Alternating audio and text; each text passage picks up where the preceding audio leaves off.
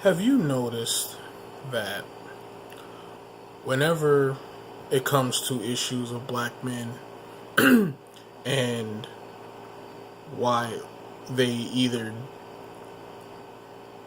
don't date or won't marry black women, basically do what black women want them to do,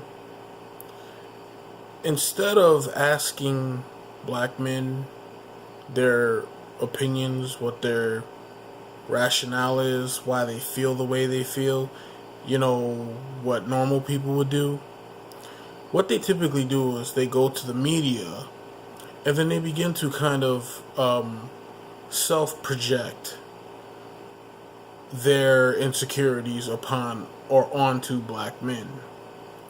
I don't understand this phenomenon, and to me, it literally makes no sense. One of the things that I do that I think irritates some people, black women in particularly, is that I'm willing to dialogue with black women. I'm willing to talk to them. Like I said, I'm married to one. So,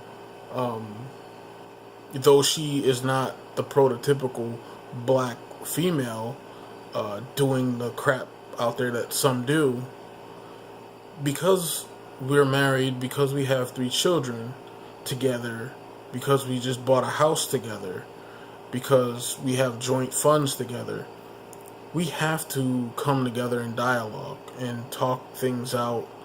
Sometimes it gets heated, sometimes it doesn't.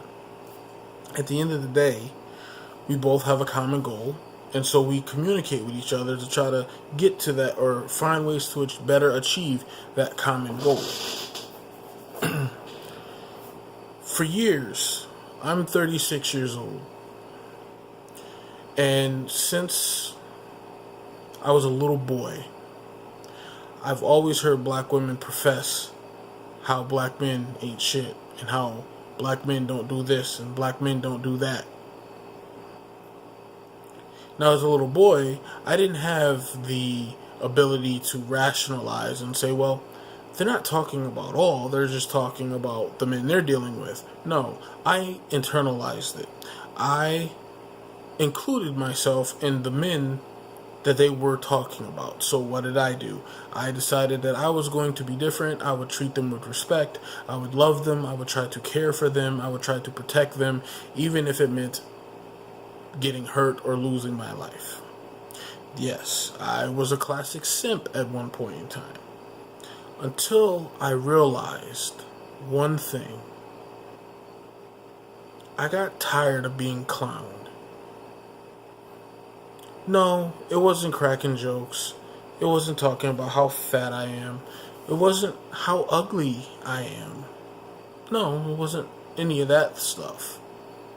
It was the fact that I kept being told, oh, well, you're a nice guy. I just see you as a friend. So who do you see the guy that keeps cheating on you or sleeping around on you? What do you see him as? Because I made it clear I really like you, right? This was the story of my life from junior high up until probably about 10th grade. And at that point, I just decided that fuck a bitch. Now, I did have a girlfriend at the time. She was my first love. She was black.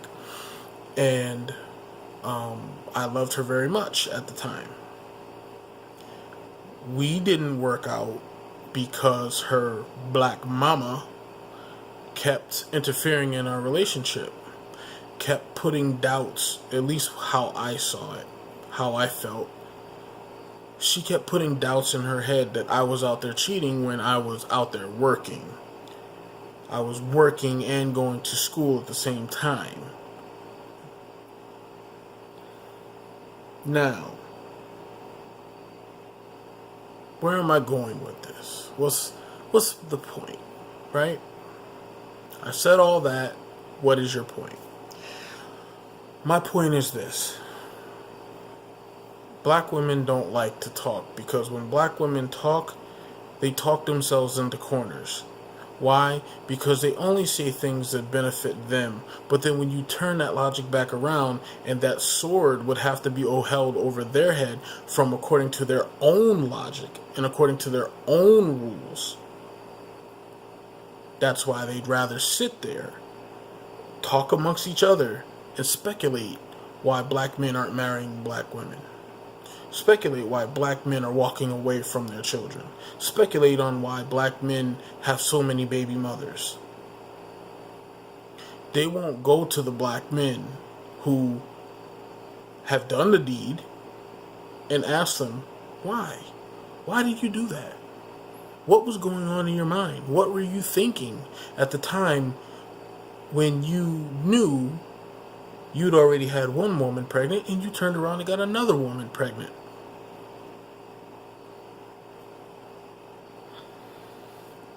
See, I look at black women as almost like an inept version of the CIA. They're very good at digging in your information, your personal background, your past, and they conceal theirs and classify it as top secret on a need-to-know basis. See, the advantage that my sons have is that they will be getting information from a person, their father, who has dealt with black women, or women in general, but black women more specifically, for the better part of my life. Again, I was lucky enough, fortunate enough to meet my wife 9 years ago. We've been married for 6 years. So everything that I'm talking about is things that happened pre me meeting my wife. So at the end of the day, logic is not a black woman's strength. Because, again, they will talk themselves into a corner. They will say a black man shouldn't date a white woman because we need more racial harmony, we need racial unity, we need to love one another, we need to build strong black families. But then they are quiet when it comes to Serena, they are quiet when it comes to Maya Angelou, they're quiet when it comes to Eve, they're quiet when it comes to Venus Williams, they're quiet to any other black woman who is dating outside of their race. No one is calling the wife of Robert De Niro a coon. No one is calling Eve a coon. No one is calling Serena a coon and a sellout. And if you really want to talk about sellouts, she married a goofy looking white dude who makes way less money than she makes.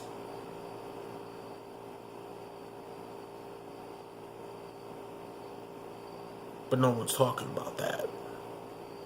See, I'm willing to talk because when a person talks, you get to see what they really are, who they really are, what they're really about. And if you've watched any of my videos, you'll see the level of consistency. I call myself out on some of the dumb shit I did. I call out black women on the dumb shit that they did. I call out black men on the dumb shit that they did. I call out white people and Asian people. I call out anybody. Now, I talk about what I talk about because that's primarily what I deal with.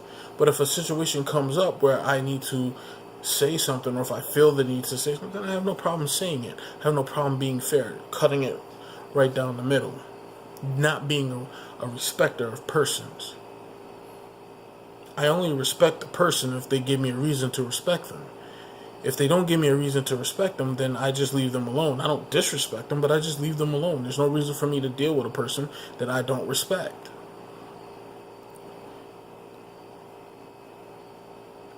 Now, what is so wrong with dialogue? What is so wrong with talking to a black man and saying, hey, why is a black man doing this? Why can't black men be honest? Have you ever noticed that every time, and I'm guilty of this too, because it's hard to push a point home without clarifying it. So Black men always have to say, when they talk about black women, they have to say not all, because it really is all. Let me explain. I did a video many months ago and I said, weave proves that it is all black women, that they are all the same. Because if weave didn't prove that it is all black women, then you wouldn't see so much of it. You would see black women who don't wear weave being adamantly against black women who are wearing weave. But they're not. You don't see black women like Cynthia G coming out against women like Serena for being coons. It's almost as if all these things that are negative only apply to black men. That's where I come in. Or not only me, but people who think like me, or feel like me, who are just fed up with the stupid shit, fed up with the double standards, fed up with the whatever I can do, you can't do it attitude that most black women have. See, they want, because they're not desired on a higher level than local, the global level, black men at least have a shot. Do that mean we always get the right shot, or do we always get the top prize? No. But we at least have a shot at it. I've seen black women with dudes at Crossgates Mall that I'm like, wow, you would never date a black dude who looked simple like that. You wouldn't do it. They'd have to have their pants down, have the fitted tilted over the face, the tight jeans, showing their underwear. That's who you would be with if you was with a black dude. But if you get your white dude, you get you this nerdy dude, but you would never get a nerdy black dude.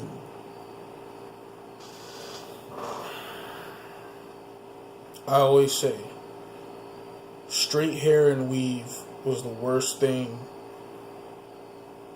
I think even worse than crack, that was ever given to black women. Because they sit there and they say, well, we created all hairstyles and we're the mother of civilization and we da-da-da-da-da. Well, maybe that's your problem. You're trying to mimic all your children instead of being the adult, instead of being the leader, instead of being the unique person that you claim to be. You say you wear weave because you're switching it up, but you wear weave more than you wear your natural hair. Make that make sense, because it doesn't make any sense. So this is why dialogue is not a black woman's strong suit. Because when you begin to question these things and say, well, look, this is your excuse, but most black men don't like weave. We tolerate it because most of us have what I call TDS. Thirsty Dick Syndrome. Just call it what it is.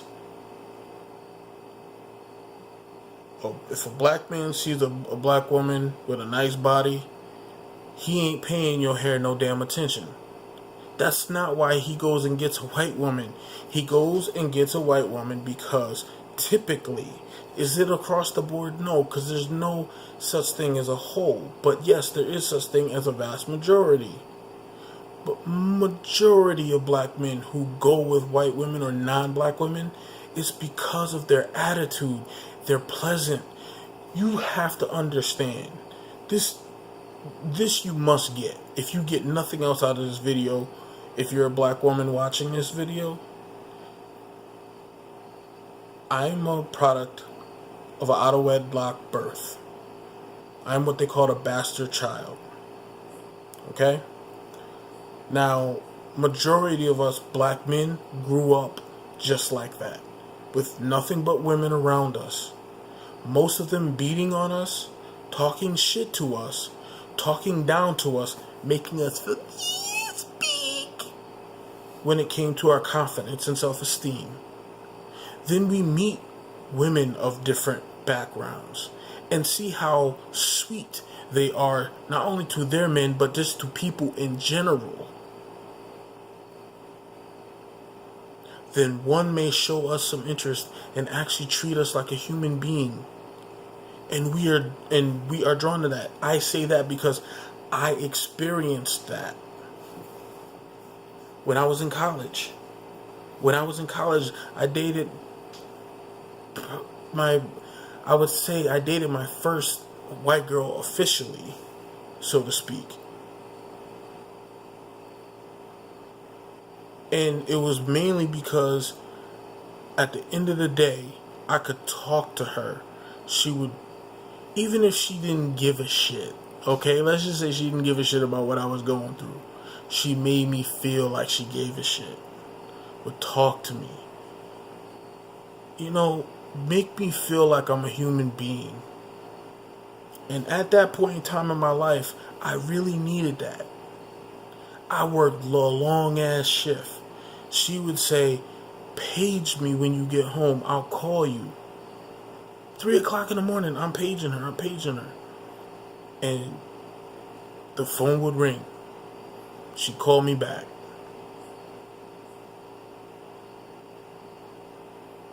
She would talk to me before work. I had to be to work by, I think it was 3 o'clock or 2:30, something like that. I worked in this hot ass factory making pool covers that summer going into my second year of college. And I didn't have much of a social life. I worked Monday through Friday, Friday being the shortest day. Every other day worked from 2:30 to 3:30 in the morning. And 2:30 in the afternoon to 3:30 at night in the morning. How do you have a life?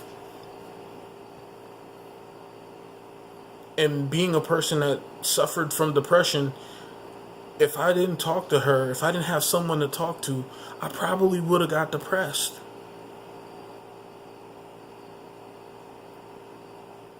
No black female I ever dated went out of her way to wake up in the middle of the night just to talk to me and make me feel okay.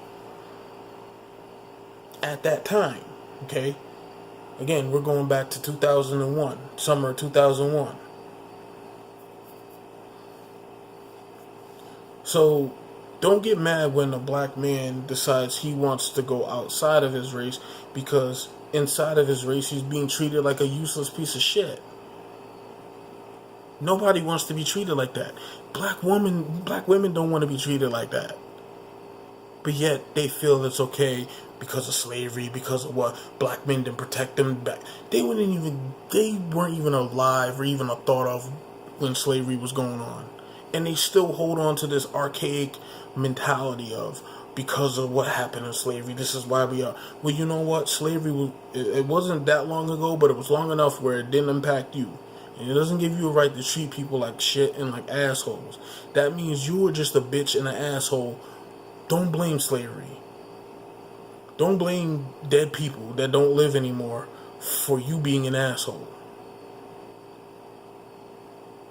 Because you wouldn't let men get away with it.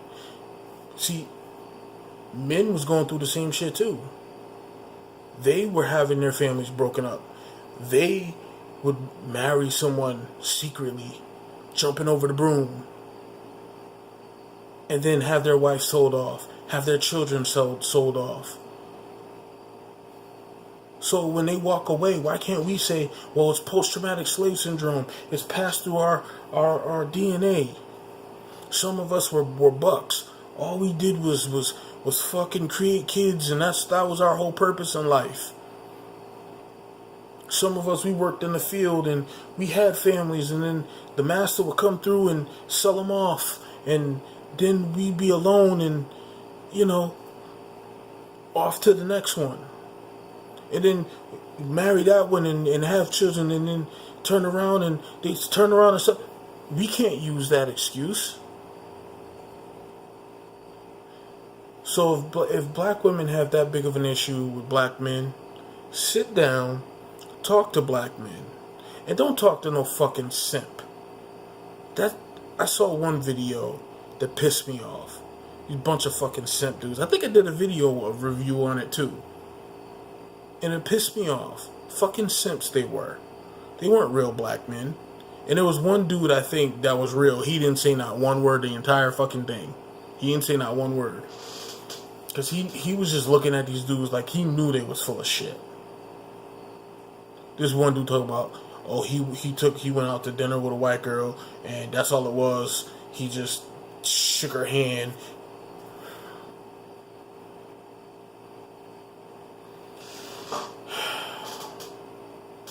But at the end of the day, if we don't, as a people, start talking to one another instead of talking at each other, and really start listening to our grievances. See, black men, we hear the grievances. That's why we have simps. We don't have black women simping for us. There's no black women out there simping for us. There's no black women out there saying we need to be understanding and we need to be patient with our men because of what happened to them in slavery, what happened to them to Jim Crow, what's happening to them now in the prison industrial complex. Everything in society is geared towards putting a black man in jail, yet we have no excuses. We must man up. You didn't give us a man. You slept around indiscriminately, brought us into this world. Didn't put us around a man who could show us how to be a man. But then you turn right around at us and say, you need to be a man. You need to get out there and get me and take care of me because I couldn't pick a man right. We get all this pressure heaped on us. And you get nothing. You get praise for being a fuck up. For being a lousy ass mother. And until we change this dynamic, you're going to have black men peel off because a lot of us are starting to wake up. And those of us who are not willing to sit there and go through the landfill of bad bitches to get to a good woman, it's easier to just go outside the race. And I'm not a proponent of it. I don't push my beliefs and thoughts on other people, but I don't believe in the whole interracial thing. I just don't. But I understand it. That's why I said I'm a fair man. I can have what I believe. I can have what I personally think is right. But I can also sit there and listen to someone else who says, well, this is what I do because yada yada yada. And I don't hate that person. I'm not going to call them a sellout. I'm not going to judge them if they feel like dating outside their race is the better option for them. More power to them. The only thing I would say is don't degrade. If you have your preference, have your preferences. Because I have a preference to be with black women. I'm not saying that there's something wrong with white women or any other women out there. I don't necessarily find myself attracted to them. And yes, it's a weird thing because even when I dated the white girl in college, I was attracted to her because of her kindness, but there was always this like oil and water vibe where it didn't always feel like it was right. Like it just felt kind of weird to me, you know? And it wasn't because she was white, it just felt weird because it was different for me. And I didn't know how to really handle that difference. Because I enjoyed her company. I liked talking to her. But it just was a thing of, it just didn't feel right to me. But I can be honest in everything that I do and everything that I say. I don't have friends based on color. I don't have enemies based on color.